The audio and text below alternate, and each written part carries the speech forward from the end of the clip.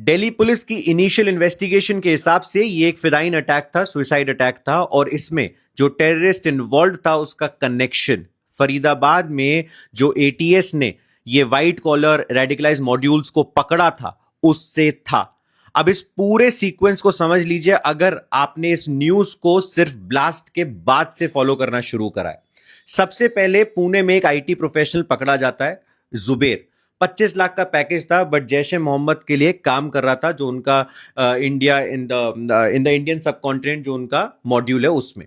अब उसके बाद एक बंदा पकड़ा जाता है सहारनपुर यूपी से, डॉक्टर आदिल। ये 2024 तक जम्मू कश्मीर में हॉस्पिटल में काम करता था, सहारनपुर में भी एक हॉस्पिटल में काम ही करता था। इसके जम्मू कश्मीर वाले जो इसका केबिन था उसकी एल्मेरा से AK-47 राइफल मिली। ये पहले जैश ए मोहम्मद के पोस्टर्स वहां पे लगाया करता था।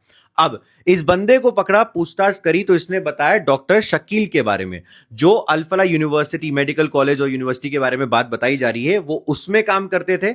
और उसके यहां से, उस डॉक्टर के यहां से 2 घरों से 2900 kg ऑफ अमोनियम नाइट्रेट मिला था, जिससे एक्सप्लोसिव मटेरियल बनाया जाता है। जो मटेरियल बताया जा रहा है कि इस पर्टिकुलर ब्लास्ट में मिला है, इस पर्टिकुलर ब्लास्ट में अभी RDX वगैरह की कोई बात नहीं हुई है।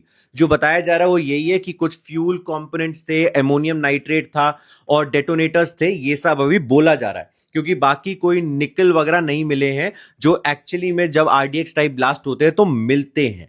ये आपको समझ में आ गया। अब ये डॉक्टर शकील को जब पकड़ा गया और डॉक्टर आदिल को जब पकड़ा गया तो इन दोनों के से पता चला डॉक्टर शहीना के बारे में, लखनऊ की जो लेडी थी, डॉक्टर थी, और इसकी गाड़ी से, शहीना की लखनऊ में गाड़ी जब दबोची गई तो उससे AK-47 राइफल मिली।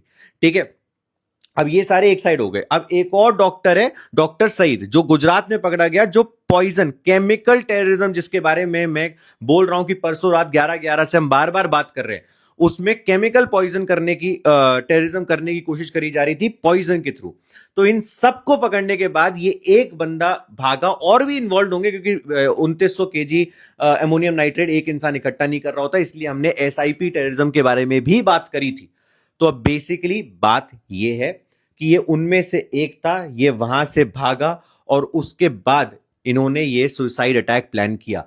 अब इंपॉर्टेंट बात यह है कि प्राइम मिनिस्टर मोदी ने एक मीटिंग कल शाम को बुलाई है सेंटर कमिटी ऑफ सिक्योरिटी की, जिन्होंने जो जहां से ऑपरेशन सिंदूर जैसे ऑपरेशंस की प्लानिंग करी गई थी, तो वहां पे ये सब कुछ डिस्कस होगा। अब जय हिंद, जय भारत।